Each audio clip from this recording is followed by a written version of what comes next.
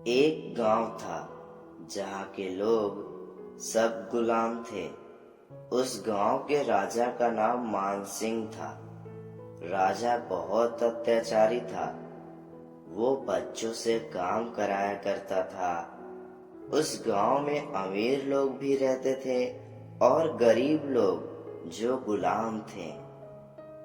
वहाँ विद्यालय तो था, किंतु गरीब लोगों के पास पैसा ज्यादा नहीं रहता, जिसके कारण वो बच्चों को पढ़ा नहीं सकते। राजा का एक बेटा था जिसका नाम माधव था। राजा मानसिंह अत्याचारी था, किंतु उसका पुत्र माधव, जिसकी आयु मात्र 10 वर्ष थी, वो राजा जैसा बिल्कुल नहीं था। आपको बता दें, उस गांव का नाम था रामेश्वरम।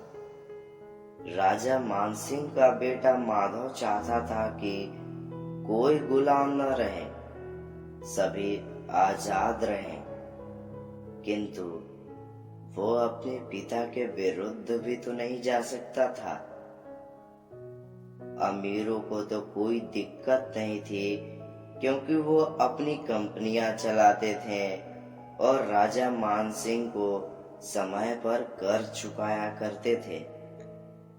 लेकिन गरीबों को बहुत दिक्कत थी, और सबसे ज्यादा उस गांव में जिस गरीब की दिक्कत थी, उसका नाम था गोविंद। गोविंद जो 10 वर्ष का था, उसके पिता की एक फैक्ट्री में काम करते करते मृत्यु हो गई थी, और गोविंद की माँ सदैव बीमार रहती थी। कभी कभी तो गोविंद को बिना खाए भी सोना पड़ता था। राजा मानसिंह के पास एक विदेशी व्यक्ति आता है और वो बोलता है कि मुझे आपका गांव रामेश्वरम में एक बहुत बड़ी फैक्ट्री बैठानी है, और इसीलिए मुझे यहाँ ज्यादा मात्रा में जमीन चाहिए। और विदेशी व्यक्ति राजा मानसिंह को ये भी बोलता है कि मैं आपको इस काम के लिए बहुत पैसा दूंगा, इतना पैसा दूंगा जिसके बारे में आपने सोचा भी नहीं होगा। राजा मानसिंह ये बात सुनते ही हाँ बोल देता है, और अब राजा मानसिंह गरीबों से कहता है कि यदि तुम लोग को आजादी चाहिए तो अपने घर सब कुछ छोड़कर शहर चले जाओ।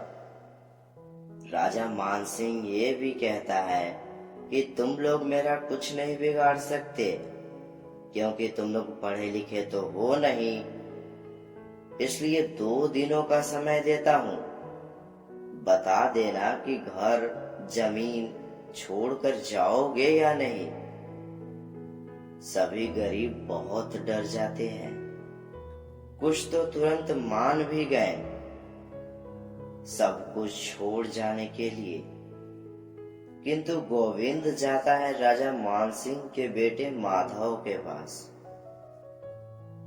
माधव जो 10 वर्ष का तो था, परंतु वो आम मनुष्य नहीं था। माधव दिव्य था, अर्थात वो महाज्ञानी था, जिसने 6 वर्ष के उम्र में ही एक प्रतियोगिता में बड़े से बड़े दिग्गज ज्ञानी को हराया था। जब गोविंद माधव को सारी बातें बताया तो माधव बोला, मैं तो पुत्र हूँ उनका, यदि मैं उनके विरुद्ध हो जाऊंगा तो आने वाले भविष्य में पिता और पुत्र को शक के नजर से देखेंगे, जहाँ पिता स्वयं अपने ही पुत्र पर विश्वास नहीं करेगा। इसलिए मैं तुम्हें पढ़ाऊंगा गोविंद। गोविंद बोलता है, माधव मेरे पास कुछ भी नहीं है जो मैं तुम्हें गुरु दक्षिणा भी दूं।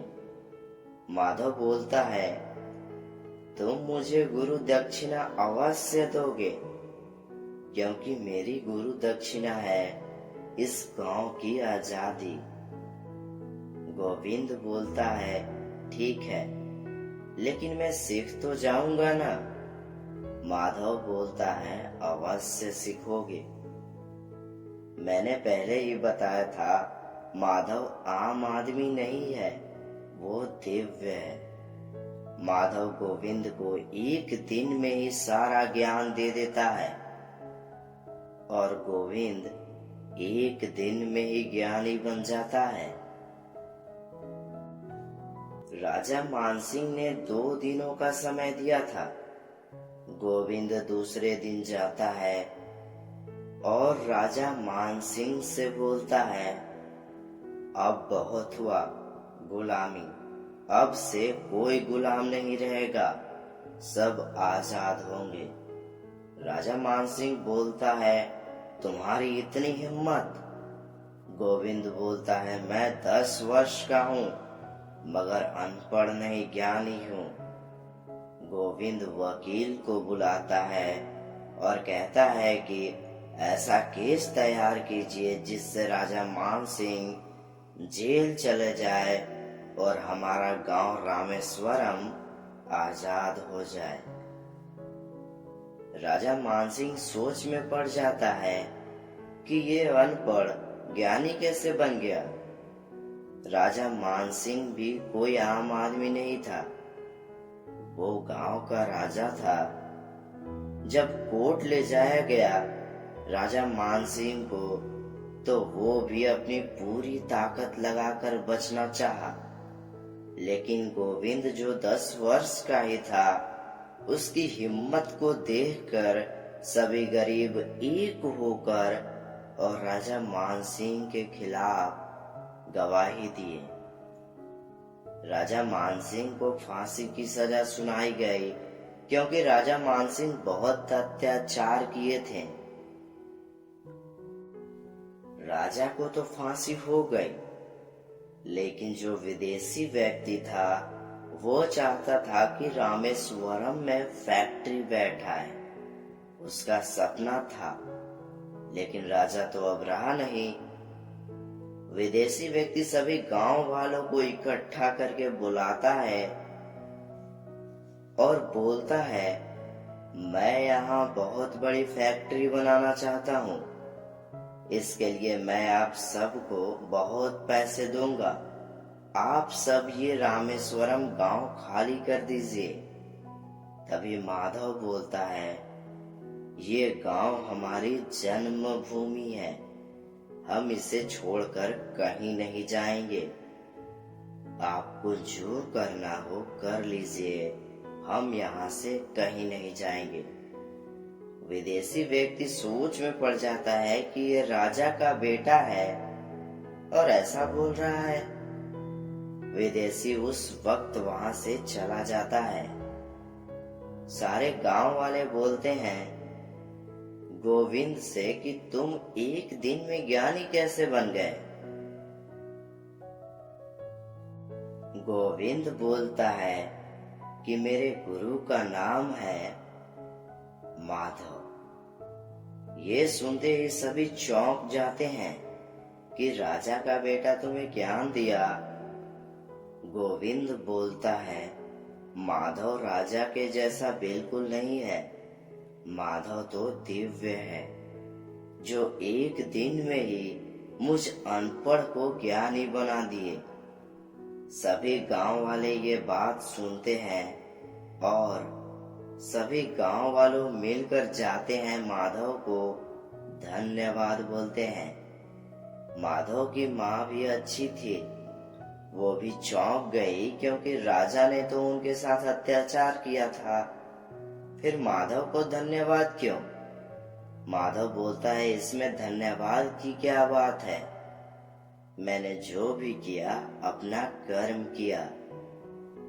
गांव वाले माधव की माँ से बोलते हैं, आपका पुत्र दिव्य है, जो गोविंद अनपढ़ को एक दिन में ही ज्ञानी बना दिए। माधव की माँ ये सुनते ही खुश हो जाती है और अपने पुत्र पर गर्व करती है। गांव वालों ने प्रश्न में किया माधव से कि आप इतने ज्ञानी हो 10 वर्ष में ही, तो आप अपने पिता को क्यों नहीं रोके अत्याचार करने से। माधव बोलता है, यदि मैं अपने पिता को समझाता तो शायद वो समझते। यदि मैं परिणाम पहले ही बता देता कि उनके कर्मों का फल ये फांसी होने वाली है, तो वो सुधर भी जाते। लेकिन जो आप लोगों को गुलाम बनाए, आपके अपने बच्चों को जन्म से ही पीड़ा दी गई, तो भला इन सब का पाप, इन सब का कल्पना उन पर जानी ही थी। यदि मैं अपने पिता को रोकता तो आप सभी को न्याय नहीं मिल पाता। ये सब बातें सुनते ही सारे गांव वाले बोलने लगे, आप कोई आम व्यक्ति नहीं हो, इतनी कम उम्र में इतनी ज्ञानी बातें, आप तो मानो स्वयं ईश्वर ही हो। सभी लोग ईश्वर समझने लगते हैं माधव को, लेकिन माधव बोलता है, मैं दिव्य अवश्य हूँ किंतु ईश्वर नहीं। इसलिए आप गांव वालों से विनती है, मुझे ईश्वर ना समझ बैठे। अब आप सब आजाद हैं, काम कीजिए, बच्चों को पढ़ाइए, अपना कर्म कीजिए। सभी गांव वाले खुश होते हैं, खुशियां मनाते हैं।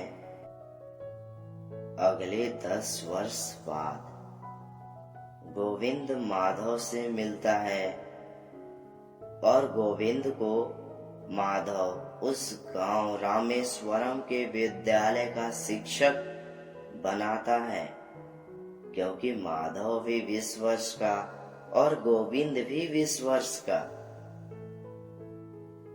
गोविंद शिक्षक बन जाता है। गोविंद माधव से पूछता है, मैं शिक्षक और माधव जी आप क्या बनिएगा?